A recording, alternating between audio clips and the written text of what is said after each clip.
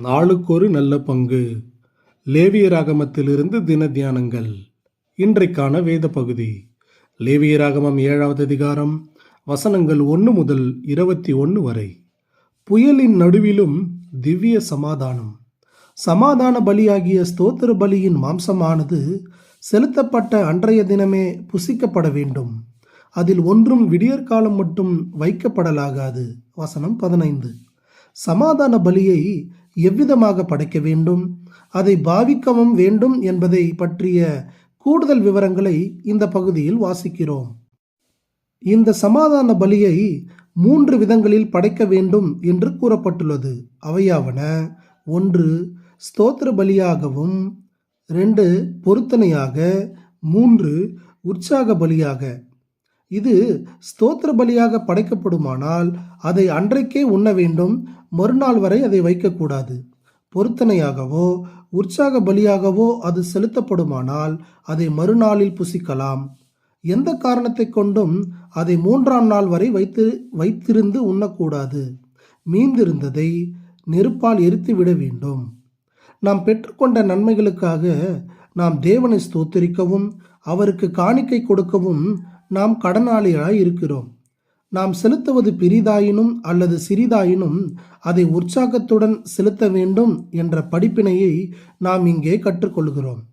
பொருத்தனை என்பது கட்டாயமல்ல, ஆயினும் நம்முடைய நன்றி நிறைந்த இருதயத்தின் வெளிப்பாடாக இருக்குமாயின் அதை மனப்பூர்வமாகவும் மகிழ்வுடனும் செய்ய வேண்டும். அன்னாள் அழுகையுடன் ஜெபித்து பொருத்தனை செய்தாள். சாமுவேல் பிறந்தபோது அவனை நன்றி நிறைந்த இருதயத்துடனும் உற்சாகத்துடனும் கர்த்தருடைய ஊழியத்துக்கு அர்ப்பணித்தாள். நாம் துக்கத்தின் மிகுதியால் தேவனிடம் அழுவதற்கு எப்போதும் தயாராக இருக்கிறோம். ஆயின் பிரச்சனையின் கார்மேகம் மறைந்து மீண்டும் சூரியன் நம்முடைய வாழ்க்கையில் உதிக்கும் போது அவருக்கு நன்றி சொல்ல மறந்து விடுகிறோம் என்று திருவாளர் எம்பி மேயர் கூறுகிறார். சமாதான பலியை எவ்விதமாக உண்ண வேண்டும் என்பதை குறித்து விதிமுறைகளும் நமக்கு நல்லதொரு படிப்பினையை கொடுக்கின்றன. இஸ்ரவேலர் சமாதான பலியை சந்தோஷத்துடன் புசிக்க அனுமதிக்கப்பட்டார்கள். 2 நாட்களுக்கு பின் அதை அவர்கள் உண்ணக்கூடாது. மகிழ்ச்சி ஆண்டவரை சார்ந்திருப்பதில் அடங்கியிருக்கிறது. சமாதானத்தின் ஆதாரமாகிய சமாதான பலியை படைப்பதினால் நமக்கு உண்டாகும் சமாதானத்துக்கும் நாம் அனுபவிக்கிற சமாதானத்துக்கும் இடையில் எவ்வித பிரிவினையும் இருக்கக்கூடாது. அதாவது நம்முடைய சுற்றுப்புற காரணிகள் சில நேரங்களில் நம்முடைய சமாதானத்தை உணர முடியாமற் செய்துவிடும். நாம் நம்முடைய உணர்வை சார்ந்து வாழக்கூடாது. ஏனென்றால் கிறிஸ்துவின் கல்வாரி மரணத்தின் வாயிலாக அந்த சமாதானத்தை நாம் பெற்றிருக்கிறோம். அதை ஒருவரும் எடுத்து போட முடியாது. நாம் சமாதானத்தின் உணர்வை சாராமல் அதை கொடுத்தவரையே நாம் எப்பொழுதும் சார்ந்து கொள்ள வேண்டும். அவரே நம்மை எல்லா சூழ்நிலைகளிலும் நம்மை சமாதானமாக வைத்துக் கொள்வார்.